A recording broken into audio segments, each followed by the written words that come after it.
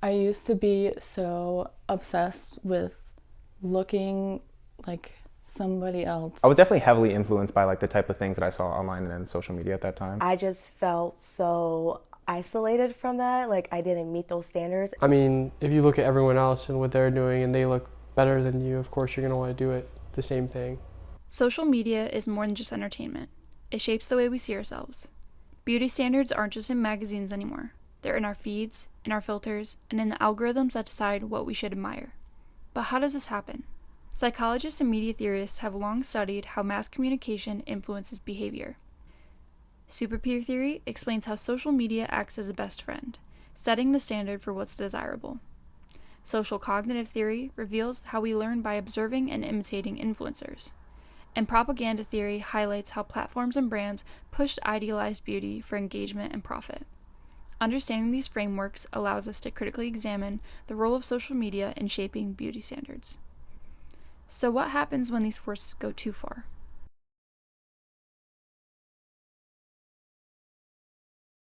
Hi, my name is Keishan Cooper. I'm 22 years old and I'm from Auburn, New York. My name is Elena Riker and I'm 20 years old. I'm Kieran Singh and I'm 20. My name is Nezrin Ramadan. I am 21 years old and I grew up in Queens, New York. I got Snapchat when I was 14, but I started with Pinterest first. And I got to Instagram when I was 15. I think I was like 10 or, yeah, 10. I think I started using Snapchat first. And then I started getting into like Instagram and Twitter and Tumblr. I was about like 13 when I first started using social media. And I think I first started with Instagram, even though I used Snapchat early after. I was by the age of, I believe, 12 years old. I started getting homeschooled after the first grade. I didn't really have too many friends. At first, I was using it just for like family, like my sisters and my mom and stuff. And then I started like finding friends through that. My uncle actually signed me up to that social media just to save all our family memories and just upload photos. For many, social media starts as a way to connect with friends, but before long, it becomes a mirror, one that reflects not just who we are, but who we think we should be. Psychologists describe this influence through superpeer theory, which explains how media, particularly social media, acts as an authoritative peer, shaping perceptions of what's considered normal, desirable, and worthy of attention. When Kobe was still alive, I was really following Kobe a lot.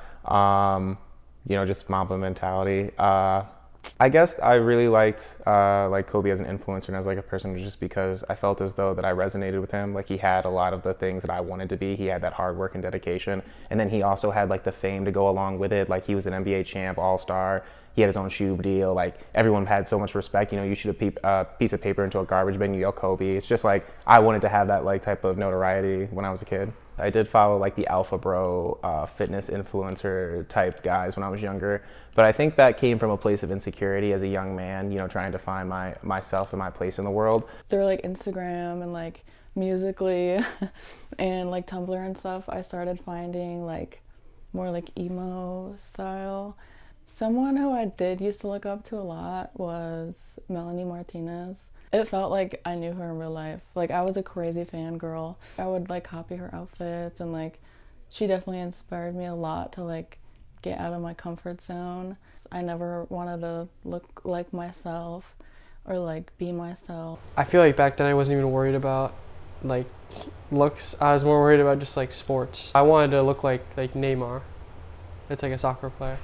I think when I was younger, when Disney was popular, and I love Wizard of the Waverly Place, and Selena was there. So Selena was just so beautiful, and she was just so funny and beautiful. How her character just matched her reality, how she is, and I wanted to be her. I just like how confident she was, how much of she was herself authentically, and I just love that. And I just love to be like she was just smart and beautiful and confident. I want it all. Social media doesn't just show us beauty, it teaches us what beauty is supposed to be. We internalize these trends often without realizing it, and before long, they shape how we see ourselves. According to social cognitive theory, individuals learn by observing and modeling the behaviors of others. In a digital landscape, influencers, rather than traditional celebrities, serve as everyday role models, setting expectations for beauty through the content they create and share. I don't know if anyone remembers this, but like, remember when Odell Beckham dyed the top of his hair blonde? I had that hairstyle. I had the Drake heart cut, like the little heart trim. I had a two split dye. I used to wear really skinny jeans, like the vape shirts and Supreme. Oh yeah, I used to have all that. The Kylie Jenner challenge, I wanted to do it so bad because everyone else was doing it. And then I did it, and then it was terrible, and like it hurt really bad. I got bruised all around my lip. Definitely not my greatest moment. Whenever I posted I never like went through pictures. I would just like take pictures and then be like, okay, that's not good, delete it. I mean, I was young. I posted like the caption was like really bad, but then like I'm also just like posting a selfie of myself, and like I don't know, I'm not gonna post like a selfie of just myself anymore. It needs to be with like friends, or else it's just not like, it's just weird. I feel like if you just take a selfie and you just post it online now. I don't know everyone grew up with this, but it's the Kylie lip kit with the making your lips big. And when that came out, I was obsessed. So I got the suction cups, and it's embarrassing, but I put it on my lips and it caused a huge bruise around my lips. And my mom freaked out. So again, I was like, when I was like 12 or like going to 13, and I don't know why I did that. It was so painful, but it was such a trend and everyone was doing it, and I was seeing people good results. So that definitely was not a good idea. Social media platforms are designed to optimize engagement. Likes, comments, and shares serve as a digital validation, reinforcing particular beauty ideals while diminishing others. Propaganda theory suggests that repeated exposure to media messaging shapes public perception. In the case of social media, it helps explain how social media platforms and advertisers strategically reinforce beauty ideals. The likes and the comments and the shares, I think a lot of the time young people use that to value their self-worth. Even myself, like growing up now, that can be a big determinant. That's why I turn off my likes and my comments, just because I feel like those things are important. But social media is always going to be around, and people are going to always have those things. So just using it respectively and responsibly, I think. I used to be really bad with it. I would literally delete a post if it didn't get the likes that I wanted, or like comments and stuff. I would tell all my friends like, go comment, like this is not doing good. Ugh, I feel so like dumb looking back, because that's all I cared about was just like how many likes I got or like comments and stuff. It was stupid.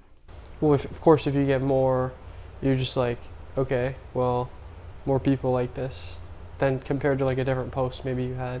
I wasn't too focused on the likes. I would say that during social media time, so like middle school and as I'm in college, I was more worried about the comments. So like I did during my middle school time, I did got bullied through comments where people just judging how I wear my clothes is not the next top brand. You know, I grew up in New York City, so it's always like you have to have the flyest shoes, the flyest clothing, and meeting each trend, you know? So some people just didn't like the way I look, and they would just express their opinion through comments. So I think I was more afraid of those comments than the likes. The power of social media is undeniable, but so is the power of awareness. By recognizing these underlying influences, we can take back control of our self-perception. Although super peer theory shows us how beauty trends spread, users are now beginning to challenge these norms. More diverse creators are breaking through the algorithms, shaping what's considered beautiful and proving that representation matters. I think when I was younger, I didn't feel represented with what I was seeing on social media. I think now I feel a lot more represented.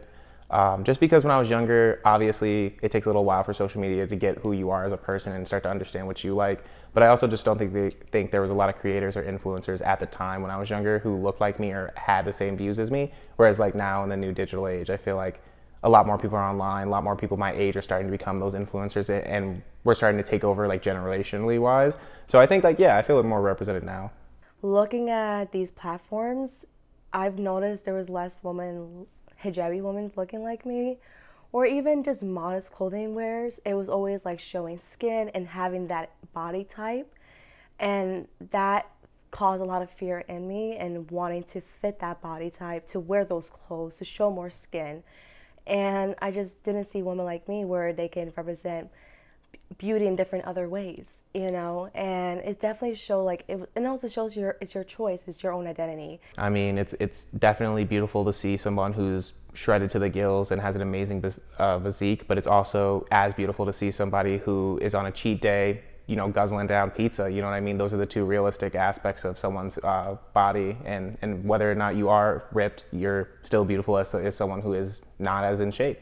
So I think just I would like to see more on social media, like the realness of like showing a picture of someone who's in wildly good shape and then showing that person in a relaxed form, just to give people the idea that those two people do exist in the same context. And I think as I got older, so I would say in my college journey, and finding I had this self-identity journey thing, and seeing people posting more on their Instagram of hijabi girls, and being part of the MSA club, and seeing other women wearing a hijab and wearing their own fashion style, and I just fall in love with that again. Like then I definitely looked up to everybody and like wanted to be just like them, but like now like I feel so differently. Like I actually like love myself and like can be with myself. I definitely think coming to college, graduating high school, you start to see that life isn't always what we put online. You go to your first couple parties, you realize that that 5-second video isn't the entire party, or you go out to a football game and you realize that the people screaming in the crowd aren't the entire game. We oftentimes put photoshops of our best moments of our lives out on the internet so other people think that we're doing well. So I like to say that if someone's posting a lot, most of the time that the things that they're doing aren't that great, or they're trying to convince you that they are. If I could like sit down in a room with like my younger self and explain to her now what she would have to go through to be me or be yourself, like you can't fall into those terrible, like you can't like crave to be someone else. Like you'll never be. Don't look at it. Stop looking at like meanspo, thinspo. Like I used to be so skinny, like, and if I never had social media, I would never have gone through like that, like an eating disorder. I never would have had an eating disorder. Oh my god. But yeah, like I wish I could give her a hug and like just tell her that like you're gonna be okay.